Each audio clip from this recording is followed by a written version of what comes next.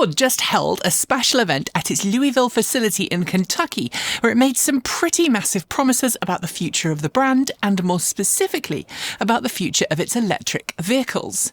During the event, Ford's CEO made some claims about how the auto industry has been trapped in a legacy mindset and acknowledged that in order to make electric vehicles truly competitive, Ford has to completely transition the way it goes about EV development, design, and production. He admitted that China has been leading the world's EV push and said that in order to beat what we're now seeing from China, massive changes are needed across the industry. Then he and other Ford executives talked about the new EV platform that the brand has just developed at its just out of stealth EV skunkworks in California. Referred to by the brand as Ford's next Model T moment, we heard Ford discuss its new Ford Universal Electric Vehicle platform. We heard some pretty big promises made about how much easier, quicker and safer it would be for factory floor staff to build vehicles on that platform. And we learned a few snippets about what to expect from the first vehicle to be made on said platform, a mid-size pickup due to enter production in 2027. But will it be a Model T moment for EVs? Is what Ford is promising truly revolutionary? And what does it mean for the EV industry? And while we didn't see a vehicle revealed on that new platform, here's why you should still care about this part in the brand's history. Let's go there.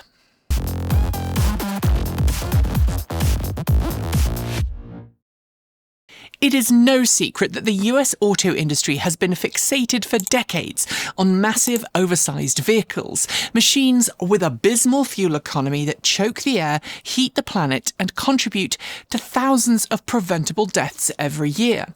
This obsession, propped up by decades of lobbying, has been aided by protectionist laws that have strangled efforts to bring affordable, appropriately sized cars from overseas to American roads. And the same industry that claims to support safety and environmental progress has quietly shaped the very rules meant to protect us, carving out exceptions so that the largest, deadliest, dirtiest vehicles keep rolling off the production line.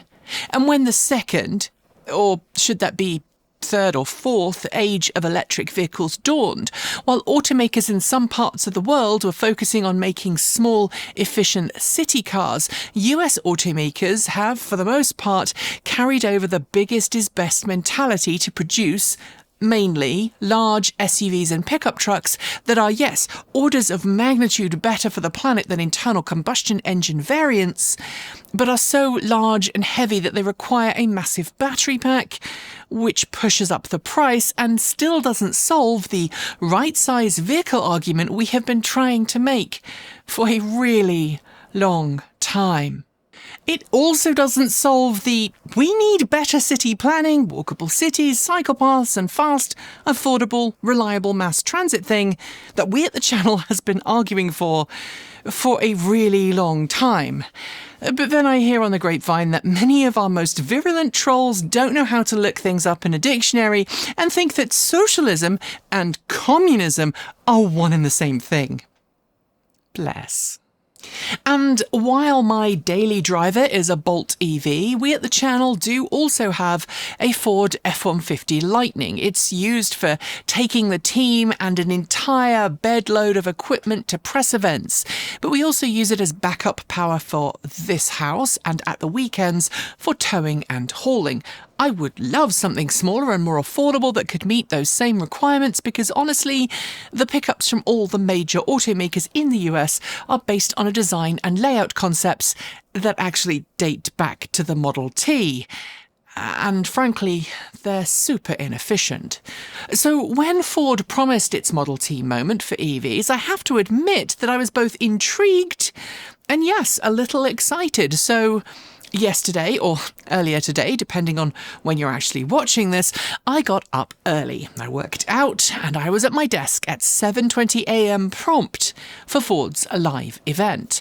I'm going to break down what I learned, ask what's different, and see if there's still areas of improvement to be made. Hint, there are. Before I go there, though, let's examine the Model T moment tease from Ford. Model T, of course, is the reason that Ford became what Ford became. Without the mass market, easily assembled, easily worked on Model T, Ford likely wouldn't exist. Sure, Benz brought us the automobile, other companies brought us key features, but Ford with the Model T brought us the modern production line, the very thing that enabled high-volume production.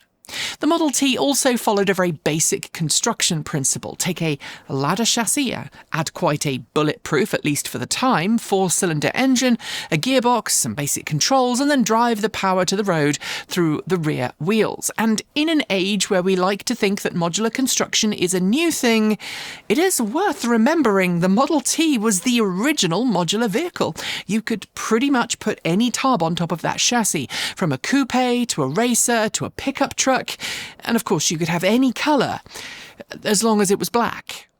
Beyond that, Ford embraced the idea of a modern work week, where people actually were entitled to time off, and ensuring that those who worked at Ford facilities had enough money at the end of the week to be able to then buy a Model T of their own. It all sounds quite nice when read through the set of rose-coloured spectacles of history, at least the rose-coloured spectacles that some people would like you to look through. Of course, Henry Ford was also a Nazi sympathiser and had some pretty abhorrent views about racial purity and how that one chap Adolf was actually quite a nice artist from Austria. Luckily, his descendants and the company that still bears his name disagree. Off the historical ladder chassis of exposition, this week's event in Louisville touched on the same points I just did. Well, all but the last one, and pointed out that the production line we've been using in the auto industry hasn't really changed a lot in the last 100 years. But in order to catapult Ford into the electric age, we were told Ford has redesigned its production lines and come up with a new, and yes, those were just air quotes, production line process, or a vehicle no longer starts at one end and rolls off complete at the other, but where discrete production components are built up and unified later on the line. And I'm going to focus quite a bit on the engineering and production in this video because, while it's essential to what Ford says it wants to accomplish, Ford's new platform, the Ford Universal Electric Vehicle Platform, is designed to make this easier, with Ford splitting its new EVs into 3 sections that are assembled separately and then brought together at the end. The centre of the vehicle will make use of a structural battery pack. That means it's not only the vehicle's battery for motive power, but also the main part of its structural rigidity. It will use prismatic lithium iron phosphate cells, something Ford says will dramatically reduce vehicle production costs. Ford CEO Jim Farley also said Ford is the first automaker in the US to bring volume prismatic LFP cell production online domestically rather than importing them from other parts of the world. And that's all well and good. Local production not only means local jobs. Ford says its new battery facility is a result of a $3 billion investment in Michigan that's created 1,700 new jobs. But let's not pretend that spin wasn't present at the event, because it most absolutely was. The TLDR here is that Ford is embracing manufacturing technology that Chinese automakers, and before them Tesla, have been doing for a while. So back to this 3-part construction. Farley proudly told the assembled audience about Ford's new unicasting machines that make massive aluminium castings of integrated body panels, lowering the final part count and dramatically reducing assembly time. If you're making an assembly from one part instead of multiple parts riveted or welded together, you are ultimately saving time on the production line. Although, as I'd like to come back to a little later, maybe not saving on repairability. But if the unicasting machines sound familiar, it's because, well, it is. Tesla has been using its gigacasting machines, which do the same thing, for a considerable amount of time, and Chinese automakers, NIO, Geely, XPeng, BYD, Xiaomi and Chery Auto, to name just a few, all use some form of gigacasting or gigacasting-like technology. And of course, I should also acknowledge that Ford's F150 Lightning uses the largest suspension casting it's ever made for a vehicle for the rear independent suspension arms. With these casting processes, Ford will build up front and rear of its new platform EVs, then unifying them on the production line as discrete, mostly assembled components. Doing so allows Ford to reduce the amount of contortion required on its production line and reduces the complexity of manufacturing. This is something we've already seen other automakers do successfully, all those I just mentioned from Tesla to Xiaomi, and there are hints that other changes are happening in Ford's production process that also suggest a more modular, less complicated process. For example, Ford's team discussed that the new platform will make it possible for its production line staff to, quote, never put an instrument panel or a seat through a door again, end quote. For Ford and most legacy automakers, this is a relatively new idea. Instead of shoehorning components through small holes in a vehicle's body, the implication is that the interior components will be added before the vehicle's three main discrete sections are unified on Ford's tree production line. The old production line methodology requires workers to lift heavy objects with and without robotic assistant through specific angles and into tightly engineered gaps. This can lead to more strain and stress on the workers, and it seems likely that, although I have no data to back it up, it would lead to quite a lot of worker-related injuries. And just in the same way that Henry Ford realised that a 5-day work week meant that his employees were better rested for the following week, were less likely to do dangerous things on the production line and, have some free time so they could drive their personal Model Ts around as free advertising, today's Ford Motor Company is effectively acknowledging that workers who are asked to do less demanding physical jobs are far less likely to need time off work due to on-the-job injuries. That was certainly the subtext I got of what Ford said, even if Ford weren't bold enough to admit it out loud for obvious reasons. And that's good for employees. I was watching the live stream with Kate Walton-Elliott and chatting on our company chat server during it, and we both noted that one of the moments where there seems to be genuine applause from the assembled factory staff was at the particular moment that fact was mentioned. Prior to that, the applause seemed more choreographed. Please clap.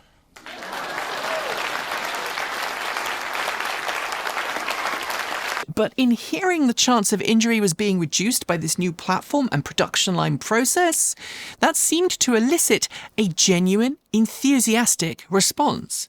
It's not just the process of manufacturing, though. We also learned that around 3/4 of a mile of vehicle wiring was being eliminated thanks to the new ground-up design, and 50% fewer cooling hoses were required.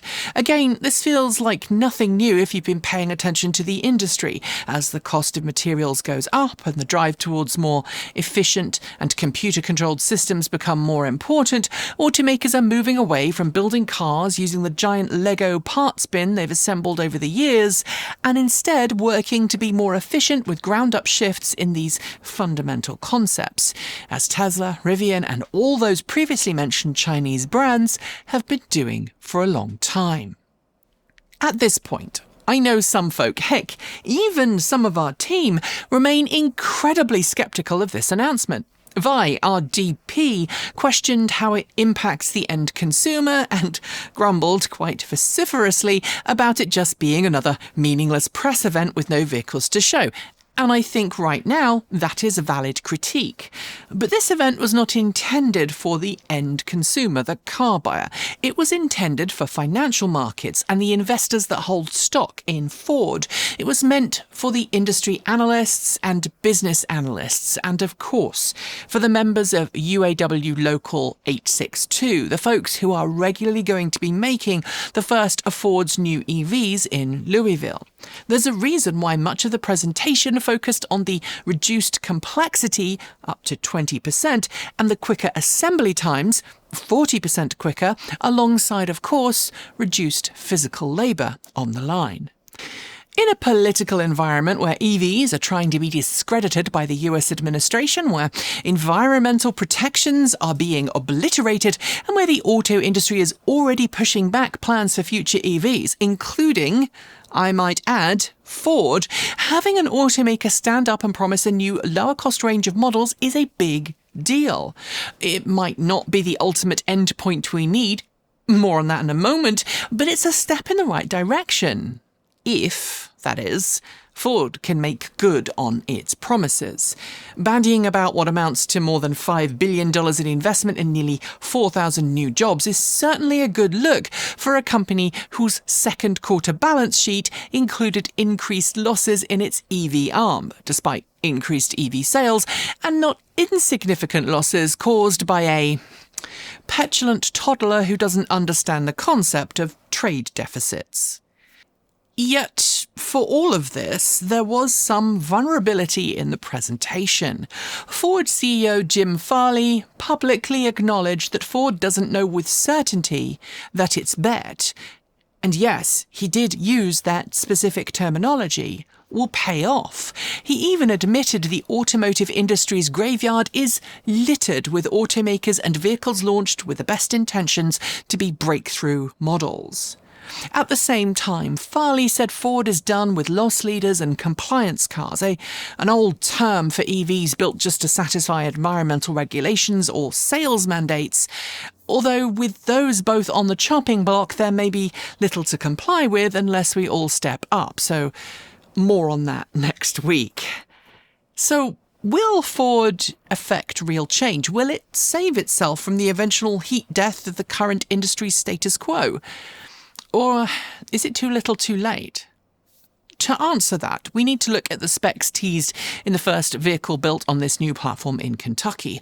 We didn't get a name, though rumours are flying about the Ranchero nameplate, but we did get some hinted specs.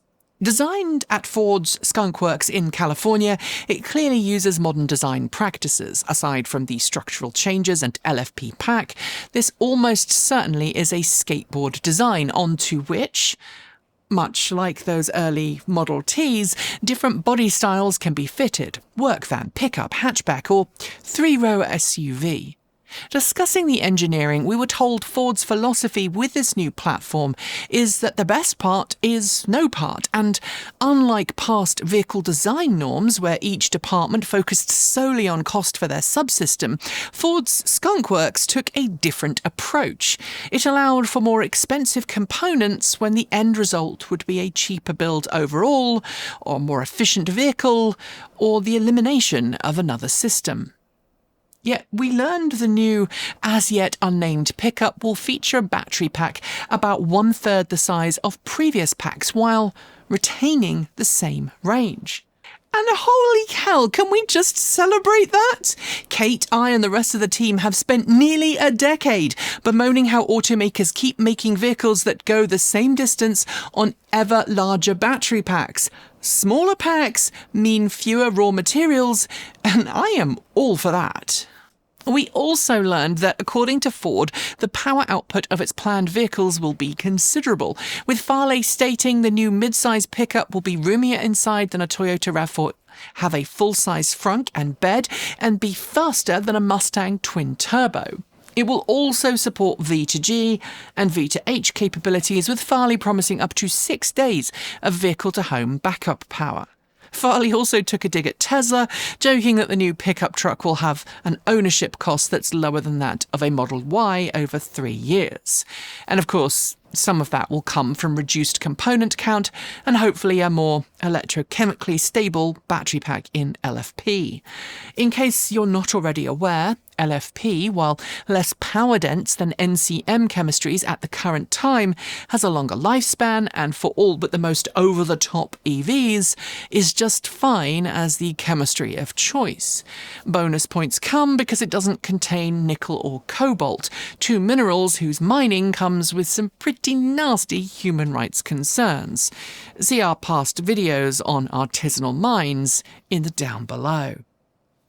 While we didn't see a video of the full vehicle, Ford showed it to a team of production line employees and then filmed their reactions.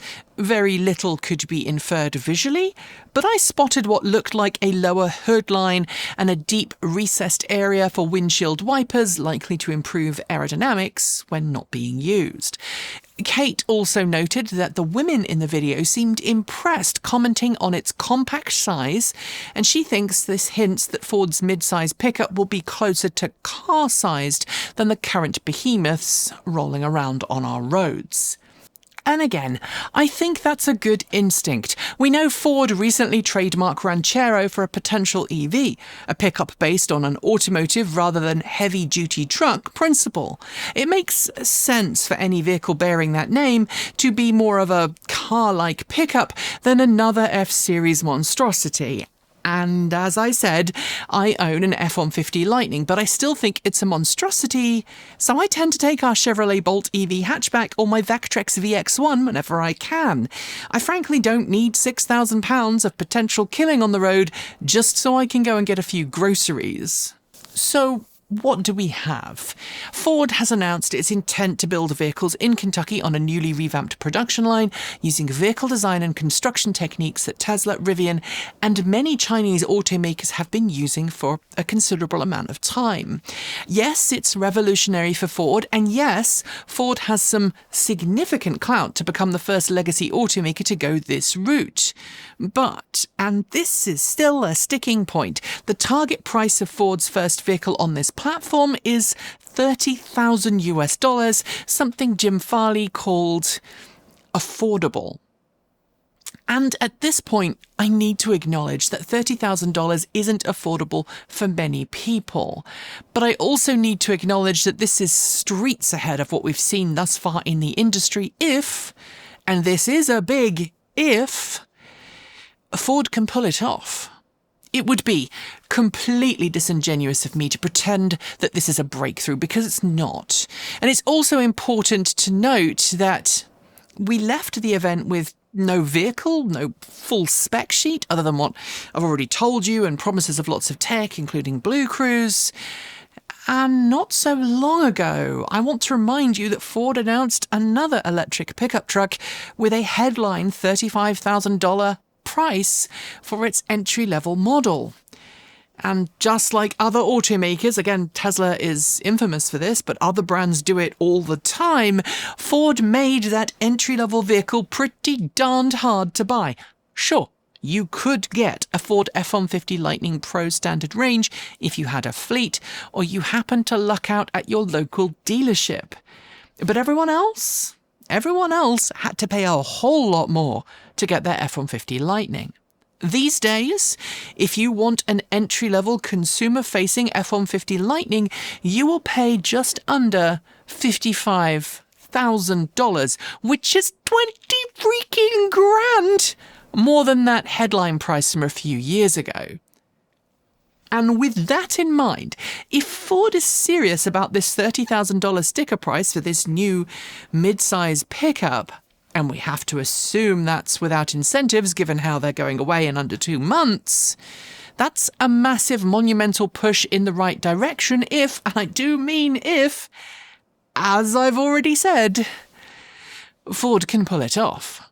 History suggests that the final price will change. It always does. At this point, I know that some of you are probably getting frustrated and saying, yes, but why aren't we having Chinese cars from China in North America? Ford's pricing and promises aren't competitive if you factor in what Chinese auto industry is already churning out. And I don't have an answer. Chinese market EVs, like some Western EVs, can be phenomenal. Kate rated the MG4 recently when she went to the UK a couple of years ago, but as our recent review of the Volvo EX30 showed, it's also possible for a car to go too far into the tech zone and new car design while chasing low-cost production. And I should also note that making a global new car is incredibly hard because of the cultural differences that exist around the world and the ideas about vehicles. It would be disingenuous for me to pretend that Chinese-made EVs don't come with their own ethical concerns, because they do. I mean, China's not exactly known for its forward-thinking human rights, but then looking at Europe,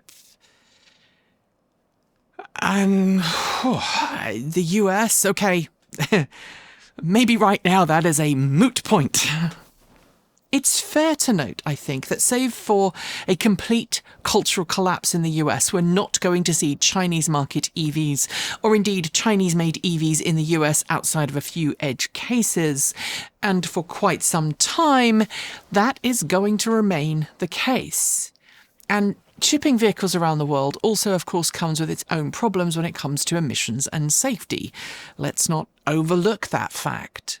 Local production, instead, makes a lot of sense, and Ford's push towards a more efficient Chinese-like production line process could yield results if its production line claims and price claims and durability claims are borne out by lived experiences of those first customers. It will be phenomenal. If the new pickup is 30 grand at starting price and people can buy it and sell it on, and those LFP battery packs make the truck a more compelling purchase on the used market because they're healthier and they've got a longer life, it's phenomenal. It's more than great. It is serious progress. But I also have some concerns. Unicasted components, or gigacasted, frankly call it what you're happy with, carry with them questions about accident repairability. Is a unicasted component easy to repair? Can it be repaired? Or is it something that will undoubtedly drive up insurance premiums as insurance learn that a single accident will write an EV off that has these components? I don't know right now. I don't have a crystal ball, and we don't have enough data to back up one side or another. More research is definitely needed for sure. But I can say all EVs right now are being written off more readily than I would personally like, thanks to insurer worries and a lack of knowledgeable repair centres. And low stocks of spare parts, perennial low spare parts availability, it's an ongoing problem. It's too early to tell what this new Ford EV will be, or in fact how it will sit in the marketplace. Ford is clearly confident, to the tune of $5 billion that it has something good. And Farley is known for his praise of how tech companies like Xiaomi, I should note he spent some time driving one of its cars last year while Ford was reverse engineering it for this project, have come from nothing to amazing success in the auto industry by using new practices and common sense engineering. All of these signs point in the right direction. But I also think that Ford and other legacy brands see what needs to happen in order for them to survive. When threatened with death, you will make massive changes to the way you do things, or face the dire consequences. 2027, when production on this new vehicle is slated to start, is still a long way away. Things change. Politics can play a part. Market dynamics can play a part. And things we can't predict, like the latest bird flu threatening the next major pandemic, can all weigh that D20 role. But to finish, I want to spend a few moments discussing the concept of affordable, because to many $30,000 is affordable, to many more it's not. And just today, as we were working on this script, there were some serious disagreements in the team about what Ford announcing as being good or not. And since I feel strongly about this, let's go there and talk about pricing. Many folks are angry that automakers are terming $30,000 as affordable when they're struggling to make rent, and I completely get that. When my Ford F150 Lightning's finance is paid off in a year or two's time, I will actually be able to accelerate my mortgage payoff by about 10 years over current predictions. In fact, if you are spending $2,000 or $3,000 a month on rent because you can't afford the deposit for a mortgage, or like me, you're trying to rush to pay off your home before you retire, new cars are incredibly expensive. You might easily qualify for the loan. You might be able to pay the loan off, but they are more expensive now than they once were. And that's why we're seeing 84-plus month leases and finance agreements becoming more and more common. That, and greedy banks, financial institutions, and automaker-owned finance arms wanting a high return on your new ride through high interest and tacked-on fees. And of course, the fact that after having got caught scamming the finance sector through subprime mortgages and nearly destroying the economy entirely, those same banks and institutions are now trying to repeat the process with subprime auto loans. But in that and of itself isn't necessarily down to automakers. They play a part, but there's something darker going on here.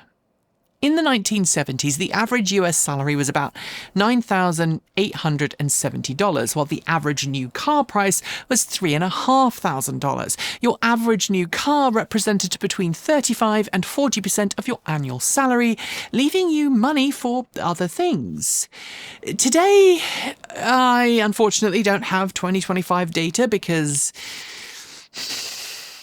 well, the federal government is now massaging the data and firing the Bureau of Labour Statistic employees who present data that the Supreme Leader doesn't agree with. But I do have data from 2020, which shows that the average US annual wage sat at around $60,000 and the new average car price, that was pushing 50 grand in some places. That means a new car today is pushing 80% or more of the average person's annual salary, making it far less affordable than it once was.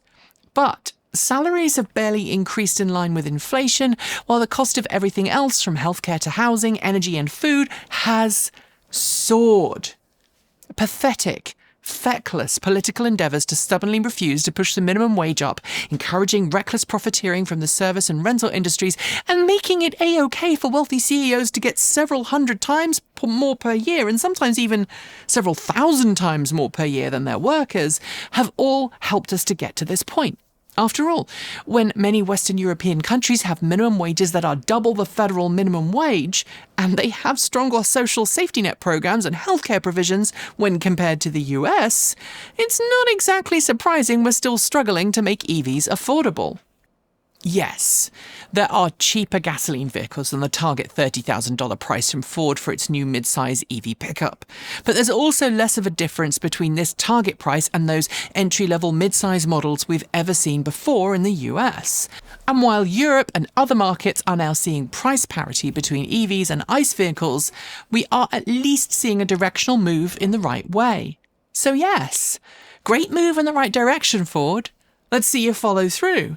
And let's see you work with other groups to push a more equitable society, one where livable wages make EVs, and a whole load of other things, a whole lot more affordable for everyone. Thanks for joining me today, and if you've got thoughts, make sure you leave them in our Discord chat room, on our Patreon page, down below, on our blog, or you can reach out to us on Mastodon or Blue Sky.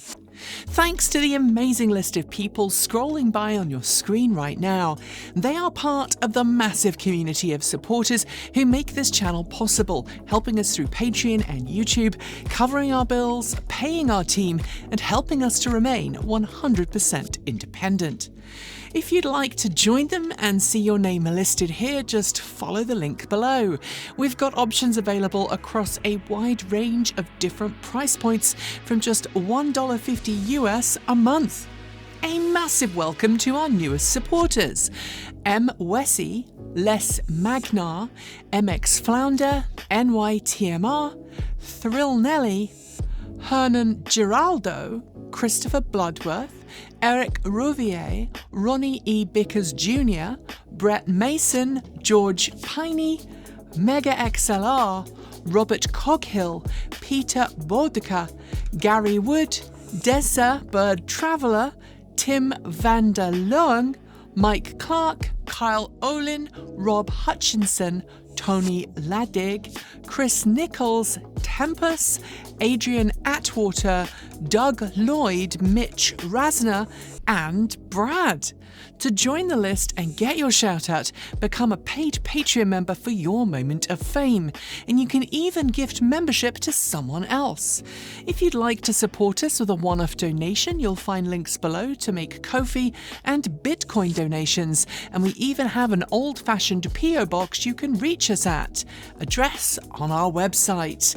You'll also find links to our swag store, and if you're someone who has to shop on Amazon, please consider using our affiliate link so we get the commission, not Jeff Bezos. So we can continue to focus on making our content even better and reduce burnout, we are being a little freer with our release days, but plan on dropping new content every Tuesday, Thursday and Saturday on our main channel, plus something on Sunday over on TE Take 2. If you want more, the mighty algorithm that hates us thinks you should be watching this video, but we think this one is one you should also check out. Be awesome, be kind, be intentional, and don't forget to resist. Keep evolving.